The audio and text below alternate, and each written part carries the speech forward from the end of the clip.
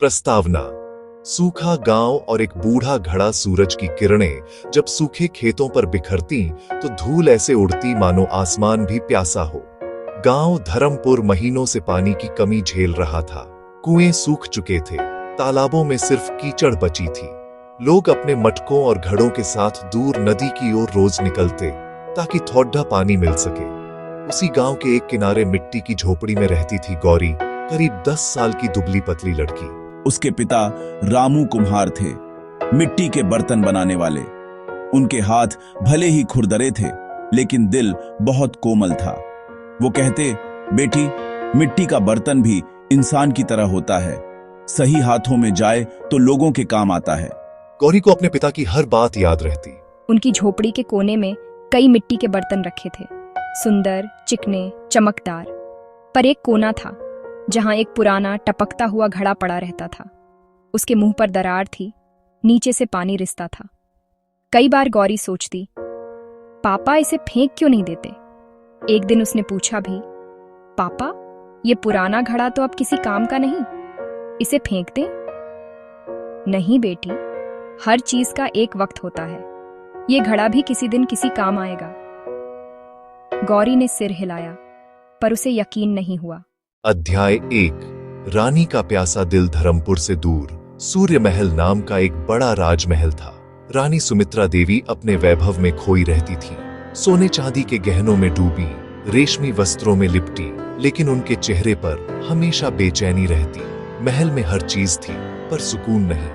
नौकर चाकर उनकी हर आज्ञा का पालन करते, लेकिन दिल से कोई उनसे जुड़ नहीं पाता। राजा अक्सर राज्यों के काम में व्यस्त रहते और रानी दिन भर बस सजने संवरने में समय बिताती।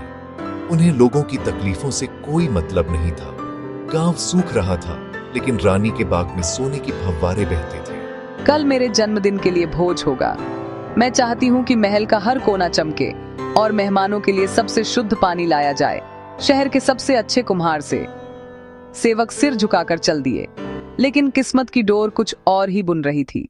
अगले दिन रानी के नौकर हरिदास धर्मपुर पहुंचे। राजमहल के भोज के लिए हमें 10 सुंदर घड़े चाहिए, मजबूत, चमकदार और बेदाग। जरूर साहब, मैं सबसे अच्छे घड़े दूंगा। गौरी चुपचाप यह सब सुन रही थी। रामू ने सुंदर घड़े चुने, उन पर हल्की नक्काशी की, लेकिन जब 10वां घड़ा निकालने लगे तो केवल 9 ही सही सलामत निकले। 10वां वही पुराना दरार वाला घड़ा था। पापा, ये तो टूटा है, इसे मत देना। बेटी, इसे भी रख देते हैं, शायद जरूरत पड़ जाए। हरिदास ने बिना ध्यान दिए सभी घड़े उठा लिए और किस्मत ने खेल किया। पुराने घड़े को भी महल के घड़ों के साथ रख लिया गया। महल में जन्मदिन की तैयारी जोरों पर थी। फूलों से सजे गलियारे, झिलमिलाते दिए और सुगंधित धूप से भरा वातावरण। रसोई में मिठाइयों की खुशबू फैली थी। जब पानी के घड़े लाए गए तो नौकरों ने उन्हें सोने की मेजों पर रखा। किसी ने ध्यान नहीं दिया कि एक घड़ा नीचे से टपक रहा है। वो वही पुराना घड़ा था, गौरी का टपकता घड़ा। धीरे धीरे उस घड़े से पानी रिसने लगा और जमीन पर लकीर बन गई। वो पानी गलियारे से निकलकर महल के बाग तक जा पहुंचा। महल का बाग भले ही हरा था, पर कई पौधे सूखे पड़े थे।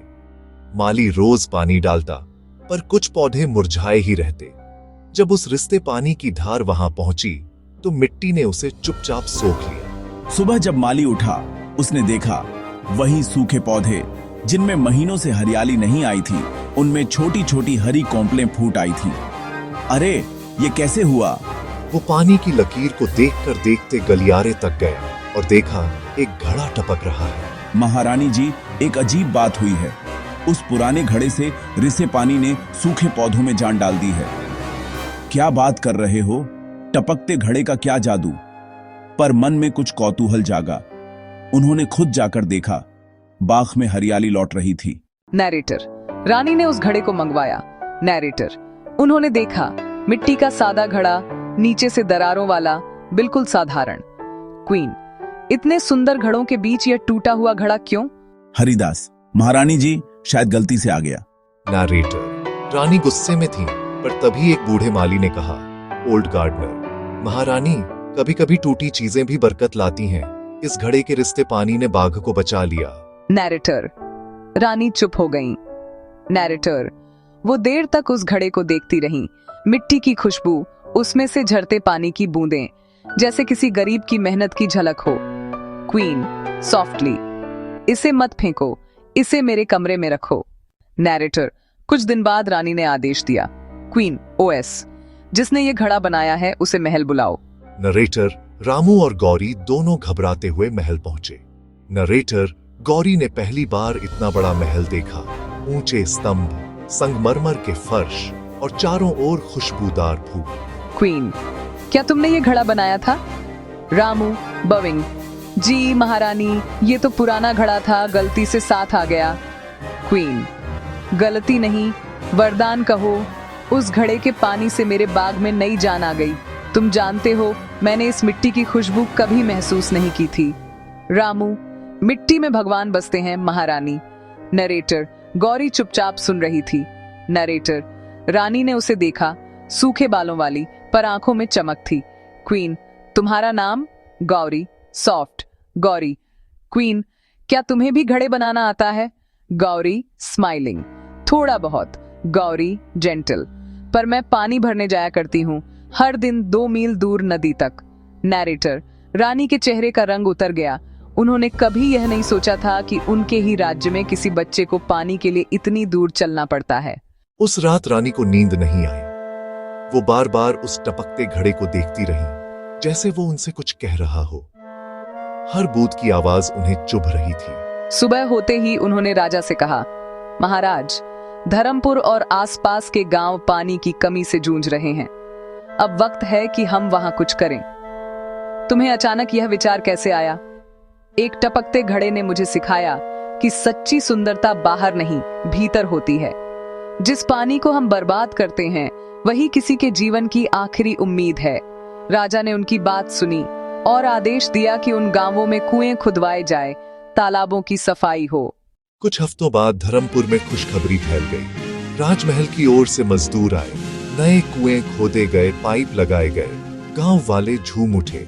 रामू कुम्हार ने आसमान की ओर देखा और कहा, देखा बेटी, मैंने कहा था ना, हर चीज का एक वक्त होता है। वो घड़ा काम आया।